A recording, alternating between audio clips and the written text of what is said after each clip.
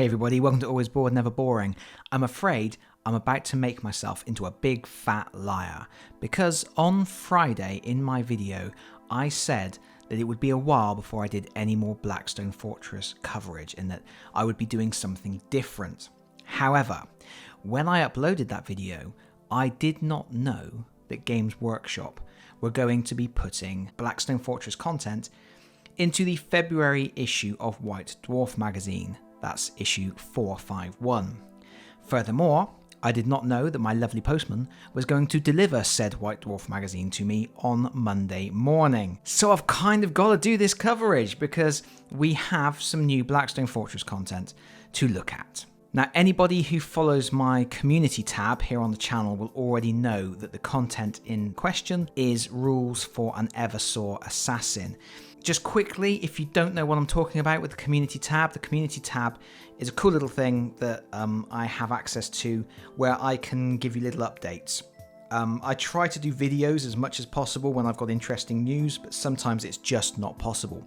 For example, on Friday evening, being the big old nerd that I am, I waited around until late and then I went onto the Games Workshop website and I switched it over to the New Zealand setting so that I could check out the complete contents of the No Respite expansion for Blackstone Fortress, which was going up for pre-order. And then, because it was very late, I couldn't make a video, so I stuck all of that information into the community tab. And then the next day, I put in the information about the Eversor assassin appearing in White Dwarf magazine. So every now and again, there will be some extra information there. You can actually get notifications of when I add stuff to that community tab. The little bell icon next to your subscriber button, if you click on that, there should be an option to select to get notifications when I do a community tab update. But of course, you can also switch off that update if you don't want to hear about those sort of things. But anyway, all of that aside, here we are, issue 451 of White Dwarf magazine. As always, when I look at these magazines, I kind of flick through the whole thing and pull out any new rules for any games because I think that might be interesting. If you are only interested in Blackstone Fortress, which is obviously the main point of this video, then I will be putting a timestamp in the description below. Cut to that if you're only interested in that particular content. So first of all, and not particularly unexpected, there is some new rules for Age of Sigmar. In this particular case, they've just included a couple of War Scroll battalions for fielding formations of Iron Sun's Aurochs. So you can make a big old wah. There's a couple of those with points down here at the bottom. For the Warcry players, we have this article, Born of Flame, which includes information for running a gang of Fire Slayers. We actually have some cards, some photocopy, cut out, stick them on a bit of cereal packet type shenanigans. We actually have this card here, and we actually have, over the page, all of the unit cards. And this is one of those things that I just look at and think, it's fantastic that they include this kind of content. I don't play Warcry myself, but if I had some Fire Slayers and was interested in Warcry, this would be very cool. But it just makes me think, oh, wouldn't it be so much better if they actually included the cards? And I realise that that's probably not something that's feasible economically. But something they also used to do way back in the day, something which I remember fondly, was they used to have cardboard inserts in the center of the magazine which had perforated edges. You could just rip them out. And that would be cool as well, something like that. Again, possibly not viable in this day and age, but it would be so much cooler than having to photocopy these, because I mean these don't even have proper backs. So you have to photocopy these, and then you're going to have to put them in sleeves that have blanked out backs. And do they even do sleeves in the size of the Warcry cards? I genuinely don't know. But yeah, it's a little bit annoying. It's also, it might just be me, but it feels like the paper quality has gone down a little bit in White Dwarf magazine. And in this issue, it is a slightly bigger issue than normal. They've kind of increased the size of the magazine. I wonder if they've, in turn, reduced the quality of the paper or started using some different type of recycled material, which is fine, but For people who actually just cut stuff out rather than photocopying it, again, not so great.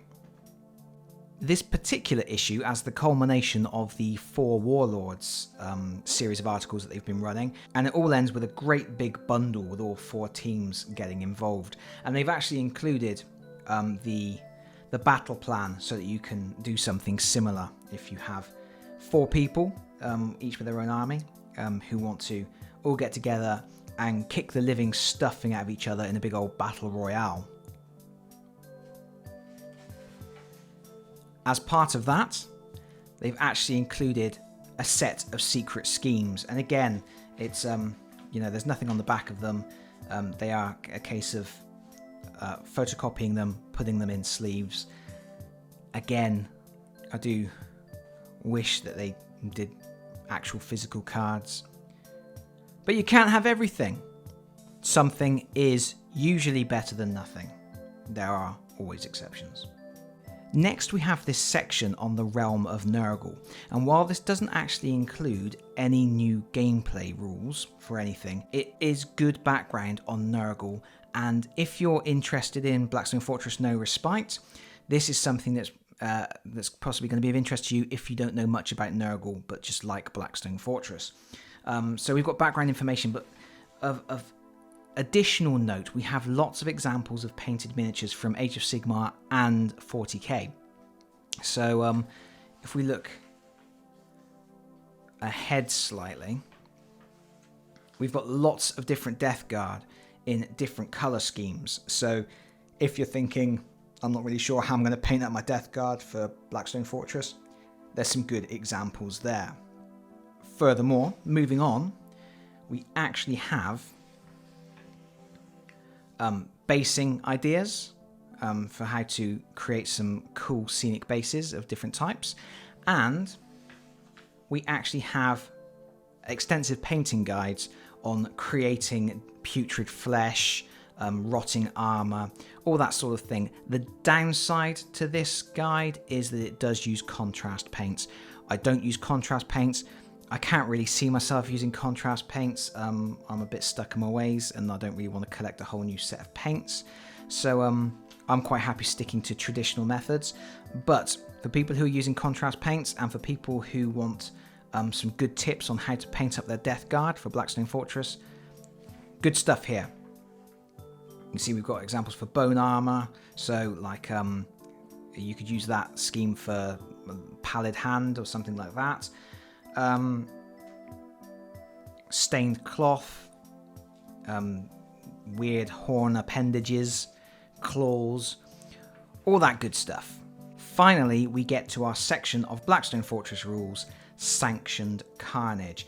And I predicted it was going to be new Army of One rules for the Eversor, and that is exactly what we're getting. So if you got the issue a few months back that had the Solitaire in there, these are the same rules again. It's those rules that say you're picking one hero, so you don't have access to any ships. It's one hero who is super powered, super powerful, and is likely to kick the stuffing out of most things that get in their way. It's interesting to note that down here it does say bigger foes, and it mentions that because the Eversor is a very powerful character, you may want to throw some bigger enemies at him. And it then mentions the Chaos Ogrin. It is very, very rare that Games Workshop ever mentions Traitor Command, which is where the Chaos Ogrin comes from. They commonly say about escalation, and in fact, the escalation expansion is a necessary purchase if you want to play the No Respite expansion. You literally cannot play No Respite without having also purchased escalation, according to the Games Workshop web store anyway. But yeah, they very rarely mention Traitor Command, so it's weird to see that. Furthermore, it's weird to see it because the Eversor, as we will see in a moment, has a special skill that generally means he's better off meeting small groups of hostiles rather than lots of weaker hostiles, because he inspires when he clears out a hostiles group. So if a hostile group comprises of just a single, slightly larger enemy, he's possibly going to inspire a little bit quicker. But anyway, so we have our Army of One rules. I'm not going to go through all of these again, but it's basically one hero. He has access to all the Destiny dice. You have a special event table here. You use him for sort of like one-shots. You're not supposed to use him on campaigns or anything like that because he's way too powerful. He's not someone that's supposed to form part of your ongoing narrative. This is one of those Elseworld what-if scenarios. And then beyond that one page of rules for introducing him, we have a picture of the Eversor. I actually do have an Eversor miniature because I have the game Assassinorum Execution Force, which I have earmarked for my next deep dive review video, which hopefully will happen in the not too distant future, because it's a really cool game that I don't think got a lot of love when it came out, and it came with all 4 assassin types. The Eversor, not one of my favourites. I would have rather had the Vindicare.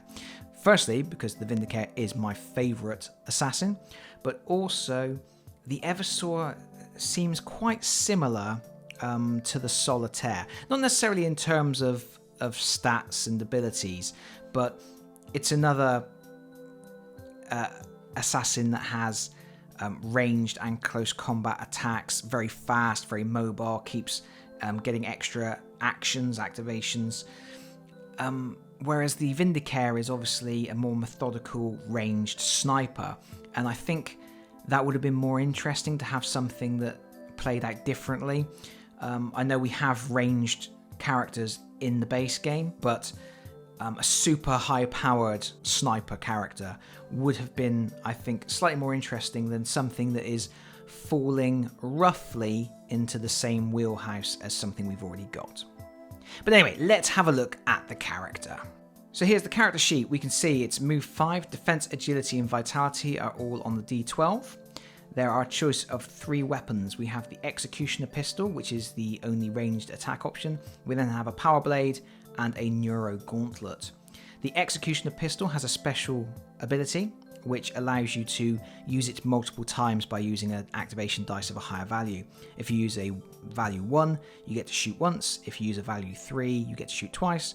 And if you use a value 5 or more, you can use the gun 3 times for a single action. So you're going to mow down enemies.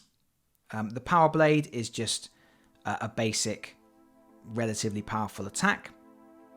And then we have the Neuro Gauntlet, which requires a 4+, but if it causes a hit, it's a grievous wound instead of a normal wound. So obviously that's your go-to attack in melee if you have the action dice available.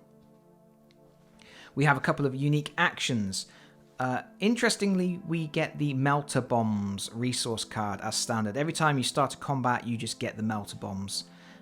It even says here that if the resource card was in a stasis vault, remember to place it back there after this expedition. So yeah, you have to root around amongst all your heroes to find your Melter Bombs card, or just make a note of what Melter Bombs do on a piece of paper. We have Killing Rampage. Each time the Imperial Assassin Eversor Temple slays a hostile, place an activation dice in an available action dice space with a value of 1. So basically every time he kills something, he gets an activation dice back. It's only an activation dice of 1, but that basically still enables him to do a single shot with his Executioner Pistol or a single close combat attack with his Power Blade. So he's still able to do a lot even with a low value dice. He has Bio Meltdown. It says if the Imperial Assassin is taken out of action, each adjacent hostile suffers 1 grievous wound. And this rule is weird to me, and maybe I'm missing something, I don't know. I've thought about this, not for a very long time. I only briefly looked at this magazine before recording because I wanted to get this video uploaded. So maybe something will suddenly spring to mind. Suddenly I will have a light bulb switching on moment. But as it stands at the moment, I don't know why that rule's there, because this is an army of 1 character. If you die, that's it, isn't it? You're done. The combat's over. You're out of action. You're done. So why does it matter if you then blow up the enemies around you? Am I missing something? Do I need more coffee? Let me know in the comments. We then have the Sentinel array, which says, when the Imperial Assassin ends an activation with dice remaining to use on Overwatch, do not remove activation dice with a score of 1 and do not reduce the value of the remaining dice. So he has those dice saved, set aside, they don't degrade, so he's going to be very powerful on Overwatch as well, which is very good. Like I say, he has the secret agenda, which says slay an entire hostile group that had every model on the battlefield at the beginning of the round in the same activation to become inspired. So that does seem to me that a small hostile group is going to be his preferred enemies, because he's going to have more chance of killing them all in one turn. And also, if there's a large group and he, say, kills a couple of them and then they don't come back as reinforcements on the next turn, he may never get a chance to inspire off of that hostile group, because he's not going to wait around twiddling his thumbs for the reinforcements to come back so that he can have a go at killing them all in one go. He's going to want to thin the ranks. So large numbers of smaller enemies may possibly be harder to inspire off of than something like the Ogrin suddenly turning up. Although, having said that, obviously he's only getting his extra killing rampage attacks if he actually kills something. Anyway, if he does inspire, not a whole lot changes. His defense and agility improve, and all of his attacks become more powerful across the board. Everything else remains exactly the same. And that's it. That's our Eversor. It's cool to have an extra character. The Army of One thing is kind of fun but silly. I'm not really sure they need to keep doing it. Okay, it's one of those things where it's like, well, if you don't have a solitaire, but you do have an Eversor, you can use the Eversor. So I get it in that regard. It's not a case that you're going to want to keep playing these Army of Ones with different single powerful characters, and you're not probably going to want to go out and specifically buy these characters if you don't already have them, because I do think while the Army of One stuff is fun, it's just a throwaway gimmicky sort of a thing. It's something to do. It's like, oh, I've got a couple of hours spare this evening. I don't want to set up my full campaign. I don't want to advance my narrative at the moment because I'm not really feeling in that space to do that. So I'll just set up a map and try and kill it with an Eversor. So yeah, I don't. If they're going to keep doing these Army of One characters, I feel like it's going to become a little bit redundant. Unless, like say, if you've got the characters, it's cool. I'm not really suggesting people should go out and buy the miniatures just to play these rules with these Army of One characters. I think if you've played it with the Solitaire, I'm not sure playing with the Eversor is really going to give you anything particularly new. I don't know. It's always cool to have more content, but this one is definitely one that it's for people who already have the miniature, and that's it really. I guess I don't really have anything else to say. I might give this a shot at some point and we'll see how we get on. At the moment I can't really say which character is better, the Solitaire or the Eversor. I think possibly the Solitaire wins out because of the extra movement, but we will see. Thank you so much for watching. If you have enjoyed the video, please consider pressing that like button. If you have really enjoyed the video, please consider subscribing if you don't already do so. And hopefully, I will see you all again very soon. Bye-bye, everyone. Bye-bye.